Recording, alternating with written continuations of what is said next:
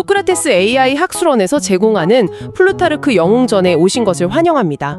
오늘날 현대의 각 분야에서 펼쳐지는 놀라운 지혜와 용기들, 이런 것들이 이미 플루타르크 영웅전에서 흘러 넘쳤다는 것을 기억해보세요. 오늘은 제9편, 바로 페리클레스에 대한 흥미진진한 이야기를 좀 나눠보겠습니다. 아니 근데 귀족 출신이면서 어떻게 아테네 민주주의의 상징이 될 수 있었을까요? 그게 참 궁금해요. 그의 시대, 철학, 그리고 리더십 속으로 함께 들어가 보시죠. 첫 번째로 설원인데요. 아테네의 전성기를 이끈 이마의 영광. 페리클레스 하면 딱 떠오르는 이미지잖아요. 아테네의 황금기. 네, 맞습니다. 황금기 그 자체죠. 플루타르크가 묘사한 걸 보면 정말 대단해요. 벼락을 품은 천둥의 목소리, 또 신의 빛이 떠있는 이마. 와, 정말 엄청난 찬사네요. 그렇죠. 그럴만도 한 게 페르시아 전쟁에서 이긴 후에 아테네가 그야말로 문화, 군사, 철학 모든 면에서 최고조에 달했거든요. 바로 그 시기를 이끈 인물이니까요. 아테네를 단순히 강국이 아니라 헬라스의 학교, 그러니까 그리스 전체의 어떤 모델, 모범으로 만들고 싶었던 거죠. 아하, 그리스 전체의 학교로 만들겠다. 그런 포부가 있었군요.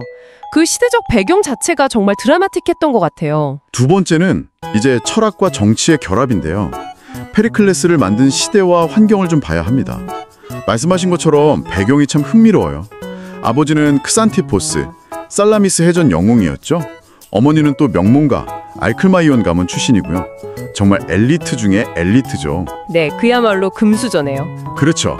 그런데 그의 생각, 정치 철학에 결정적인 영향을 준 건 스승 아낙사고라스였습니다.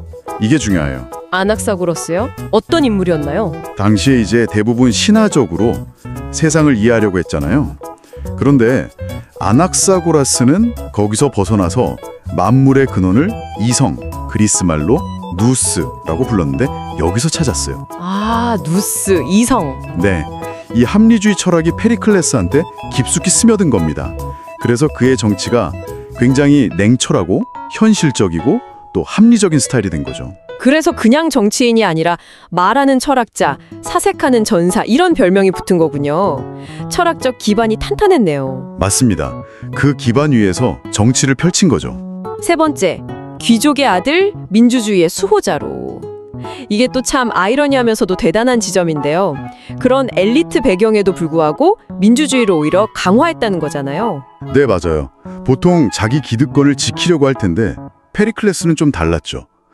당시 귀족들의 아성이었던 아레오파고스 평유회나 최고 관직인 아르콘, 이런 것들과는 오히려 거리를 뒀어요. 그럼 어디에 힘을 실어준 건가요? 민회, 시민들이 직접 참여하는 민회 중심의 직접 민주주의를 강화하는 데 집중했습니다. 귀족 정치가 아니라 시민의 정치로 무게중심을 옮긴 거죠. 와, 그게 가능했군요. 정말 대단한 결단인데요. 귀족들 반발도 만만치 않았을 것 같은데요. 물론이죠. 하지만 그는 시민들의 지지를 등에 업고 이걸 밀어붙인 겁니다. 자신의 정치적 기반을 귀족이 아니라 시민 전체에 둔 거죠. 이게 페리클레스 리더십의 핵심이라고 볼 수 있어요. 네 번째 주제는 말의 힘, 논리의 무기. 연설가로서의 첫걸음입니다. 아까 천둥의 목소리라고도 하셨는데 연설을 정말 잘했나 봐요. 아, 그럼요. 페리클레스 하면 연설을 빼놓을 수가 없죠. 단순히 목소리가 좋았다기보다는 그 내용과 논리가 아주 뛰어났다고 합니다. 아낙사고라스에게 배운 그 이성적인 사고가 연설에도 그대로 드러난 거죠. 감정에 호소하기보다는 논리적으로 설득했다는 건가요? 네, 물론 감동적인 연설도 했겠지만 기본적으로는 철저한 준비와 논리로 시민들을 설득하려고 했어요. 플루타르크도 그의 연설이 매우 신중하고 무게감 있고 또 설득력이 있었다고 기록하고 있거든요. 아, 그렇군요. 리더에게 연설 능력이 얼마나 중요한지 보여주는 사례네요. 그렇죠. 특히 고대 아테네 민회에서는 연설이 곧 정치력이나 마찬가지였으니까요. 페리클레스는 이 연설이라는 무기를 아주 효과적으로 사용해서 자신의 정책을 추진하고 또 시민들을 이끌었던 거죠. 다섯 번째, 안팎의 위기를 통솔하다. 초기 리더십에 시험된데 처음부터 순탄했던 건 아니었겠죠? 당연하죠. 정치 지도자가 된 초기에는 여러 도전과 위기에 직면했습니다. 안으로는 기존 귀족 세력과의 갈등이 계속됐고 밖으로는 스파르타와의 긴장관계, 또 다른 폴리스들과의 이해관계 충돌 같은 문제들이 산적해 있었죠. 정말 쉽지 않았겠네요. 네, 예를 들어 키몬이라는 아주 강력한 정적이 있었어요. 페르시아 전쟁 영웅이고 친스파르타 성향의 귀족이었는데 이 키몬과의 정치적 대립이 아주 치열했습니다. 페리클레스는 결국 도편 추방제를 이용해서 키몬을 잠시 아테네에서 몰아내기도 했죠. 아, 도편 추방제. 그 유명한 제도군요. 그렇죠. 이런 국내 정치적 갈등뿐만 아니라 에기나 성과의 전쟁이나 보이오티아 지방에서의 패배 같은 군사적인 어려움도 겪었습니다. 이런 위기 상황 속에서 페리클레스는 때로는 과감하게, 때로는 신중하게 대처하면서 점차 자신의 리더십을 확립해 나갔습니다.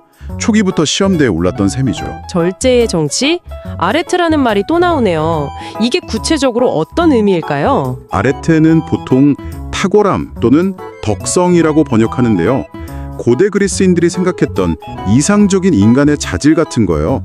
지혜, 용기, 절제, 정의 이런 것들을 다 포함하는 개념이죠. 아, 그렇군요. 페리클레스가 그런 아레테를 갖춘 지도자로 평가받았다는 거네요? 네, 플루타르크는 페리클레스가 권력을 잡고 있을 때 굉장히 절제하고 검소한 생활을 했다고 기록하고 있어요. 개인적인 이익을 추구하지 않고 공적인 일에 헌신하는 모습을 보였다는 거죠.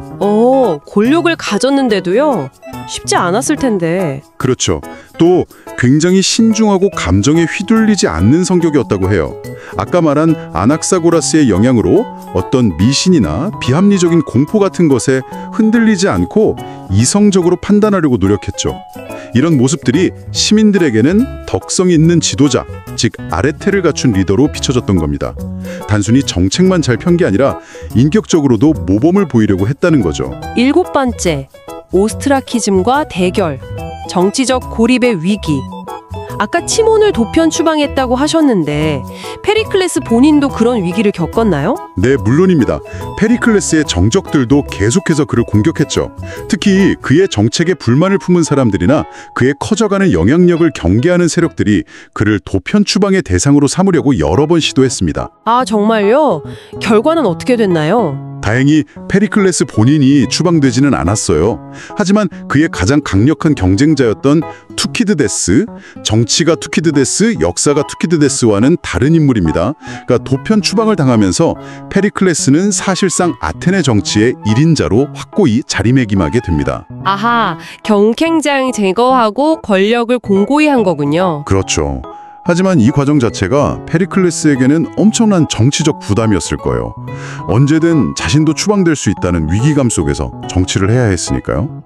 이 도편 추방제라는 게 민주주의의 도구이기도 했지만 동시에 정적 제거 수단으로 악용될 수도 있는 양날의 검이었던 셈이죠. 페리클레스는 이런 정치적 위협 속에서도 자신의 노선을 지켜나갔습니다. 8번째, 펜테리콘 건축 사업. 파르테논 신전 같은 아크로폴리스 재건 사업을 말하는 거죠. 이게 단순한 건축이 아니었다면서요? 네, 맞습니다. 이게 정말 페리클레스 시대를 상징하는 대표적인 사업인데요. 단순히 파괴된 신전을 복구하고 도시를 아름답게 꾸미는 차원이 아니었어요. 여기에는 페리클레스의 정치 철학이 담겨 있습니다. 정치 철학이요? 건축에요? 네. 첫째로 이건 아테네의 국력과 민주주의의 위대함을 과시하는 상징이었어요. 페르시아를 물리친 아테네의 영광을 보여주는 거죠. 둘째로는 이 대규모 사업을 통해 수많은 시민들에게 일자리를 제공했습니다. 석공, 조각과 목수, 운송업자 등등. 경제 활성화 효과가 엄청났죠. 아, 일자리 창출 효과까지. 그렇죠. 그리고 셋째로 시민들에게 아테네 시민이라는 자부심과 공동체 의식을 심어주려는 목적도 있었습니다. 함께 위대한 건축물을 만들어 나가는 과정 자체가 시민 통합에 기여한 거죠. 그래서 플루타르크가 이걸 가장 아름다운 정치적 도구라고 표현한 겁니다. 와, 정말 다각적인 의미가 있었네요. 단순한 건설 프로젝트가 아니었군요. 9번째는 이제 델로스 동맹의 장악과 해양 제국의 부성입니다. 아까 건축사업 재원 문제가 나왔었죠? 네, 델로스 동맹 자금을 가져다 썼다는 비판이 있었다고요. 맞습니다. 원래 델로스 동맹은 페르시아의 재침에 대비하기 위해 아테네를 중심으로 그리스 폴리스들이 맺은 군사 동맹이었어요. 회원국들이 돈이나 배를 내서 공동기금을 만들었는데 처음엔 델로스 섬에 금고가 있었죠. 그런데 페리클레스 시대에 이 금고를 아테네로 옮겨버립니다. 그리고 그 돈을 아테네의 아크로폴리스 재건이나 해군력 강화에 사용한 거죠. 동맹국들 입장에서는 좀 황당했겠네요. 그렇죠. 명분은 페르시아의 위협이 줄었으니 아테네가 책임지고 관리하겠다는 거였지만 사실상 동맹 기금을 아테네 마음대로 전용한 셈이죠. 이걸 바탕으로 아테네는 막강한 해군력을 키워서 에게해를 장악하는 해상 제국으로 발돋움합니다. 아테네 입장에서는 국력이 강해졌지만 다른 동맹국들의 불만은 커졌댔네요. 네, 바로 그겁니다. 아테네의 이런 제국주의적인 팽창이 동맹국들의 큰 반감을 샀고 결국 스파르타를 중심으로 한 펠로폰네소스 동맹과의 갈등을 격화시켜서 펠로폰네소스 전쟁의 주요 원인이 되고 맙니다. 영광 뒤에 드리워진 그림자라고 할 수 있겠죠? 10번째, 페리클레스식 전쟁 전략. 느리지만 확실한 승리. 드디어 펠로폰네소스 전쟁이 터졌군요. 이때 페리클레스의 전략이 좀 독특했다고 들었어요. 네, 당시 스파르타는 최강의 육군을 가지고 있었고 아테네는 강력한 해군을 가지고 있었잖아요. 페리클레스는 이 점을 정확히 파악하고 전략을 짰습니다. 스파르타 육군과의 정면 대결은 무조건 피한다. 대신 아테네 시민들을 모두 성벽 안으로 피신시키고 해군력을 이용해서 해상을 봉쇄하고 스파르타 동맹국들을 괴롭힌다. 아, 성벽 안에 다 들어가서 버티는 농성 전략이군요. 그렇죠. 아테네는 피레우스 항구까지 이뤄지는 긴 성벽이 있었기 때문에 해상을 통해 보급을 받을 수 있었거든요. 그래서 장기전으로 가면 결국 해군력이 약한 스파르타가 지칠 것이고 아테네가 느리지만 확실하게 승리할 수 있다고 본 거죠. 굉장히 합리적인 전략 같은데요? 전력 자체는 합리적이었지만 문제는 시민들이었어요. 농토가 스파르타군에게 짓밟히는 걸 성벽 안에서 지켜봐야 했고 또 좁은 공간에 많은 사람이 몰려 살면서 생활이 불편해졌죠. 그래서 시민들의 불만이 점점 커졌습니다. 페리클레스의 느린 전략에 답답함을 느낀 거죠. 11번째는 아스파시아와의 관계, 사적인 삶과 공적인 논란입니다. 페리클레스에게 아스파시아라는 여인이 있었다면서요? 네, 아스파시아는 밀레토스 출신의 외국인 여성이었는데 대단한 지성과 미모를 갖춘 인물이었다고 알려져 있습니다. 페리클레스는 본부인과 이혼하고 아스파시아와 사실혼 관계로 함께 살았죠. 당시 사회 분위기에서는 좀 파격적이었겠는데요? 그렇죠. 아테네는 외국인이나 여성의 지위가 낮았기 때문에 페리클레스와 아스파시아의 관계는 많은 논란과 비난의 대상이 되었습니다. 특히 페리클레스의 정적들은 이걸 이용해서 그를 공격했죠.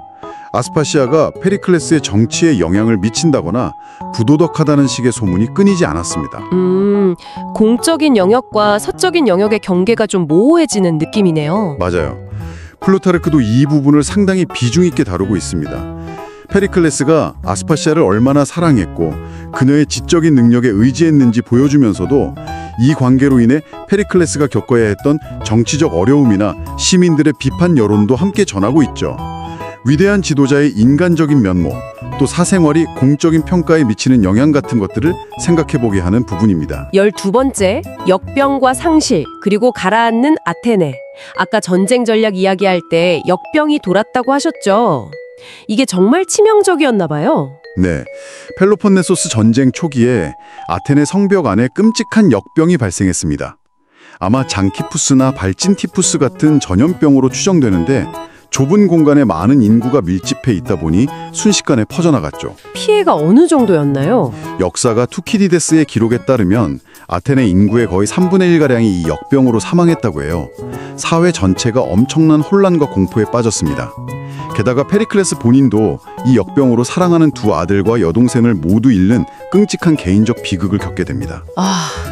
정말 상상하기 힘든 고통이었겠네요. 그렇죠. 시민들은 전쟁의 장기화와 역병창궐의 책임을 페리클레스에게 돌렸고 결국 그는 잠시 직무에서 해임되고 벌금형까지 받게 됩니다. 리더로서 겪어야 했던 고독과 압박감이 정말 극심했을 겁니다. 아테네의 황금기가 서서히 저물어가는 아주 비극적인 장면이죠. 13번째는 죽음 이후의 명성과 플루타르크의 평론입니다. 결국 페리클레스도 역병으로 세상을 떠나게 되죠. 네, 그가 죽고 나서 아테네는 어떻게 됐나요? 페리클레스 사후 아테네 정치는 극심한 혼란에 빠집니다. 그의 뒤를 이은 지도자들은 페리클레스만큼의 역량과 덕성을 갖추지 못했고 선동적인 민주주의, 즉 중우 정치로 흘러가면서 결국 펠로폰네소스 전쟁에서 패배하고 몰락의 길을 걷게 되죠. 페리클레스의 빈자리가 그렇게 컸군요. 네. 플루타르크는 페리클레스의 위대함을 인정하면서도 그의 시대가 가진 한계점, 예를 들어 델로스 동맹 자금 유용 문제나 제국주의적 팽창 같은 어두운 면도 분명하게 지적합니다. 그가 아테네의 위엄을 하늘에 닿게 했지만 동시에 그 영광에 얼마나 취약할 수 있는지도 보여주었다고 평가하는 이유죠. 또 페리클레스가 만든 시민권법 때문에 말년에 아스파시아와의 사이에서 낳은 아들이 시민권을 얻지 못하는 아이러니를 겪기도 했거든요. 이런 인간적인 고뇌와 모순까지 놓치지 않고 그려냄으로써 영웅의 입체적인 모습을 보여주는 것이 플루타르크 영웅전의 특징이라고 할 수 있습니다. 마지막 14번째 결론입니다. 정치가란 무엇인가에 대한 고대의 대답.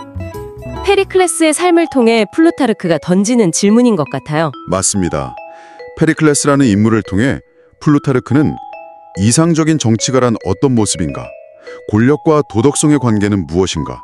공익과 사익 사이에서 지도자는 어떻게 행동해야 하는가? 같은 근본적인 질문들을 던지고 있습니다. 시대를 초월하는 질문들이네요. 그렇죠. 특히 페리클레스가 보여준 아레테, 즉 지도자의 덕성과 책임감의 중요성을 강조합니다. 단순히 능력만 뛰어난 것이 아니라 공동체를 위해 헌신하고 절제하며 이성적인 판단을 내리는 리더의 모습. 이것이 바로 아테네의 황금기를 가능해 했고 또 이것이 무너졌을 때 아테네가 어떻게 몰락했는지를 보여주는 거죠. 결국 리더의 아레테가 공동체의 운명을 좌우할 수 있다는 거군요. 네. 페리클레스의 이야기는 오늘날 우리에게도 여전히 유효한 질문을 던져줍니다. 진정한 리더십이란 무엇인지, 우리가 리더에게 무엇을 기대해야 하는지 깊이 생각해보게 만들죠. 소크라테스 AI 학술원에서 제공하는 플루타르크 영웅전의 다음 차례는 제10편 파비우스 막시무스에 대한 이야기입니다. 페리클레스의 삶을 통해 오늘날 우리 사회의 리더에게 필요한 아레테는 과연 무엇일지 잠시 생각해보는 건 어떨까요?